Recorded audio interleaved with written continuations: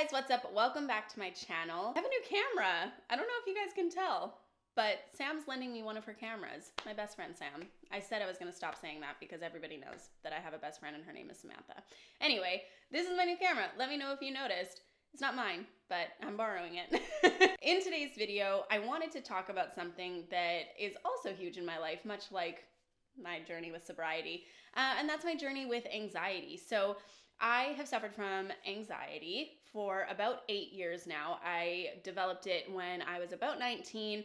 Maybe one day I'll talk a little bit more about how I developed it and kind of like that sort of thing. But today I wanted to talk about how I cope with my anxiety. The reason that I wanted to do that is because I used to cope with my anxiety by drinking. And as many of you know, I quit drinking 7 months ago, over 7 months ago. Pat myself on the back, 7 months of sobriety. Because I don't drink anymore, I had to sort of navigate my way through my anxiety in a different way. And it really hasn't been an issue because a lot of my anxiety was coming from drinking. So I had my first anxiety day on Friday, and it is Sunday right now, so it was 2 days ago. And it was wild for me to experience again because I used to experience those days all the time. Basically every second day I would have like really bad anxiety, but I would feel anxiety every day. How many times am I gonna say anxiety in this video? I don't know. On Friday, it was like I was coming home, but to like the worst home ever. Do you know what I mean? Because, and I don't mean like a physical home, but like anxiety is such a familiar feeling to me, but it's like, I don't want it to be familiar. But I was like, when I felt it coming on, I was just like, oh no, so we're doing this again, huh? It wasn't anything in particular. It was more so just, I was feeling a lot of pressure, and I had my agents messaging me and other people I'm working on projects with messaging me. I knew I had deadlines over here and a video to go live over there. And I was just feeling so much pressure, and my chest started to tighten, and I was having troubles breathing, and I was trying to just like, that shit wasn't working. And I was like, I actually don't have a plan of action anymore for my anxiety, because I used to just go to the fridge and grab a drink and then basically be done for the night, and that would take away the anxiety for the time being. It would help me, it would loosen me up, and I would be like, perfect. But then of course the next day it's like tenfold. Navigating this was really interesting because it was almost as if my body knew what I needed before I knew what I needed. It was so wild. So I wanted to share with you some things that I found that helped me in that moment, and some things that I've been doing for a long time that have helped me. So I'm gonna go through 5 things that really help me when I'm feeling anxious or in the middle of an anxiety attack. And honestly, there's a lot of advice out there that really did not help me.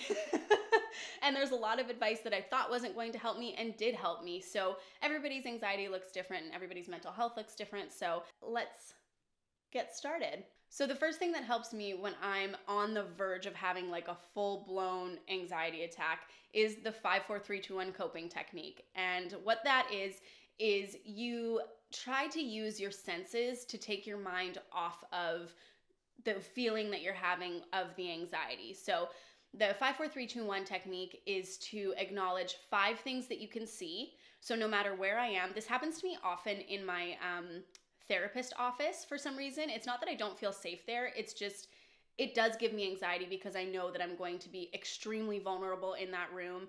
And if I'm going in there after a long period of time of not seeing my therapist or something like that, I start to feel anxious.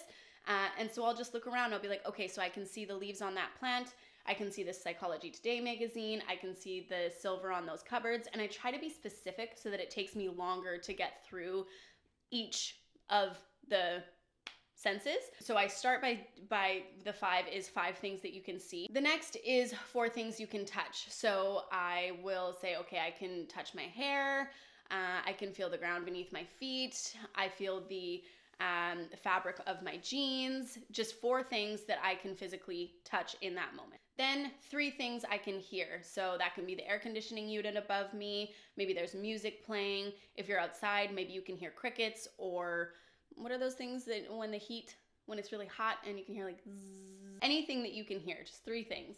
And then I acknowledge 2 things that I can smell. So maybe it's my shampoo, maybe it's the scent of the room that I'm in, maybe it's the grass outside, maybe I can smell the heat, just 2 things that I can smell around me. And then 1 thing that I can acknowledge that I can taste. So maybe it's the mint that I have in my mouth, maybe it's that I just ate a piece of gum, maybe it's literally just the taste of my saliva, but 1 thing that I can taste. And taking all of those things and focusing on the 5, 4, 3, 2, 1 things that are going on around me actually do help calm me. And this is something that I thought, I was like, listen, that ain't gonna do shit.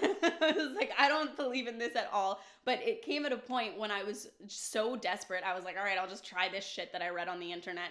And it really helped me. It really helped ground me. And so I wanted to kind of like let you guys in on that one, just in case you think, because I'm a skeptic too. I'm like, that sounds pretty fucking hooey. And then I tried it and I was like, okay, well, that kind of did work, I guess. I really like the 5, 4, 3, 2, 1 technique. And the next time that you're in a anxious situation or something like that, maybe just give it a shot and see if it does anything for you.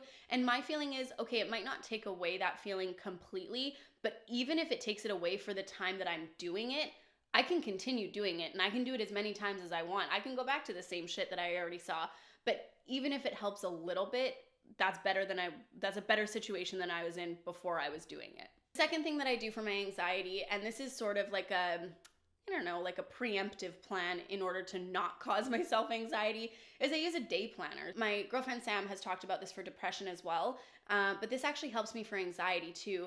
And it's helped me more recently with anxiety. I didn't feel this before, but now being responsible for my own work, our work with the podcast, and just different things that I'm responsible for throughout like my life, basically, it all gets really daunting when it's all inside here. I can only be accountable for so much inside my brain, especially, and you might not think so, but being sober does take up a lot of my mental capacity because I'm always being mindful to make sure that I'm confident in my sobriety.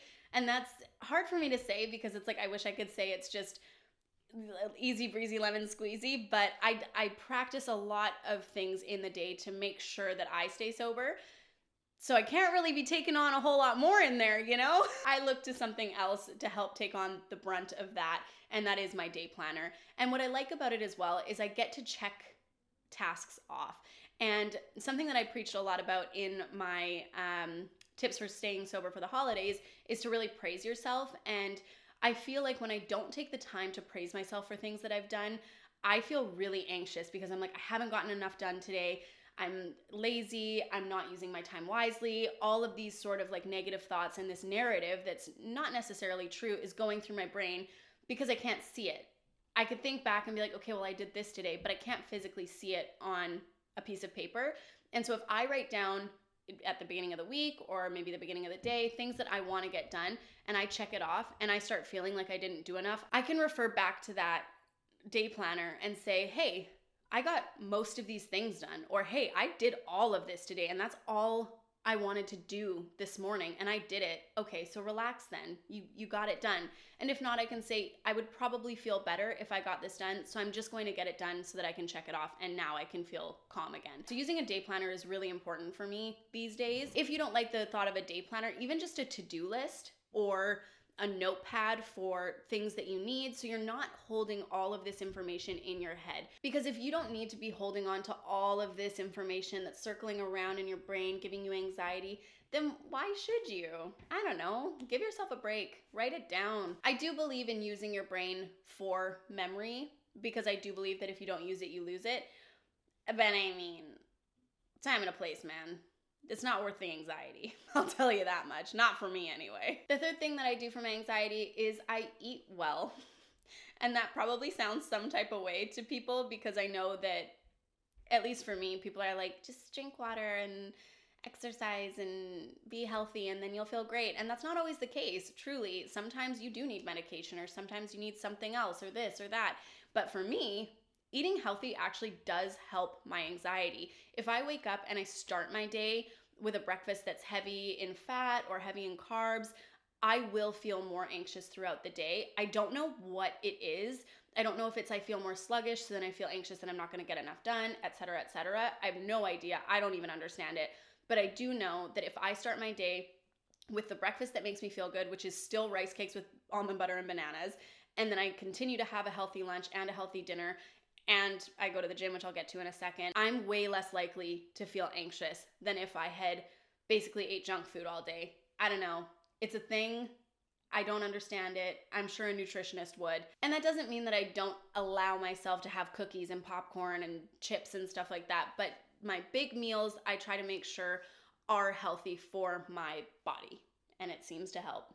The fourth thing that I do for my anxiety is I take a bath. This also might seem weird, but if I'm feeling extra anxious, for some reason, my bathtub is like my safety blanket. You know how some people like have a stuffed animal that they snuggle when they're feeling some type of way, or like a blanket, or just anything like that? That's how I feel in the bathtub. My bathroom is my safe space. That might sound weird to people, but I always have felt really safe in my bathrooms that have bathtubs. And I think that this might stem from when I started having anxiety when I was 19. I spent a lot of time in that bathtub reading. And so I wonder if I just like connect those two dots or something like that in my brain. And now my bathtub is like my safe haven. That's what I do. I run myself a nice hot bath. I put in a special bubble bath, something with like lavender or whatever. I don't know if that shit actually helps my anxiety, but I put it in there just for good measure anyway. And then I sit there and I actually do use something to distract me. So I know that people say that you should try to calm yourself by meditating and stuff. And unfortunately, I haven't really I haven't figured out how to meditate yet, and I would like to, but I'm not there yet. So I do use distractions. So I'll read a book because I really immerse myself into books. And so it takes me out of my world for a little bit. And that's really what, for me, books and television are an escape from what I'm doing currently. And I also feel like that's what alcohol is an escape. And so instead of escaping with alcohol, I feel like I'm escaping with books or a nice YouTube video or something like that. And it really does help me. I feel way more relaxed when I get out, and I feel rejuvenated, and I feel like clean and like I smell good. So that's nice as well. And then number 5, this is the biggest one that I could not believe. Oh my goodness, it completely changed. It like 180'd my anxiety on Friday. And that was, I walked to the freaking gym and I went to the gym. I couldn't believe it. I tried all of those things. So on Friday, I had those 4 things in my arsenal. I had already eaten healthy that day. I tried the 5-4-3-2-1 coping technique. I tried to take a bath. I was so restless in the bath. I just kept going from my Netflix to my YouTube to Instagram. I couldn't stay focused. I was trying all of these things. And then I was just like, you know what? Whenever I'm running, I feel really good. And I feel really good after I get home from the gym. My mood is way up. I feel way better. And I was like, maybe I'll just like, what do I have to lose? Because I can't work because I'm freaking out inside. And I put on my hoodie and I put on my runners and I walked my ass down to the gym. And on the walk down to the gym, I was still questioning myself if I was going to feel better. But I started to sort of feel like I was coming back to life, because when I'm actually in that anxiety space, I don't even feel like I'm in my own body, especially because I get migraines with aura, which I'll talk about another time. It literally feels like I'm not in my own head. I wish I could explain it to you. It's wild. So when I'm having an anxiety attack, it kind of feels the same way, where Alyssa has left the building. She's not really here. She's sort of like a stressed out zombie a little bit. That's kind of how it feels. And so I was kind of like this stressed out zombie walking down there, and I got on that treadmill, and about 10 minutes in, it was just like this release of tension and stress.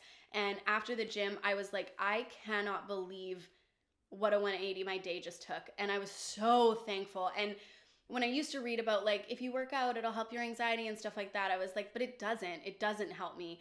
But now I don't know what has happened. It does. It was like my saving grace. And this has only happened once now, so I can't really put it like a testimonial to it, but I was just so elated that this was a healthy coping mechanism for me to turn to, and that I've created for myself. And it was really cool for my body to know, because I kind of just started putting on my socks and my shoes and walking to the gym before I even realized what I was doing. And my body knew that that's what it needed. It needed to get this physical energy out because there was so much energy in my body. And that's what anxiety is. It's just energy in your body. My acting coach always used to tell me that when I would start to feel anxious on set, say, it's just energy.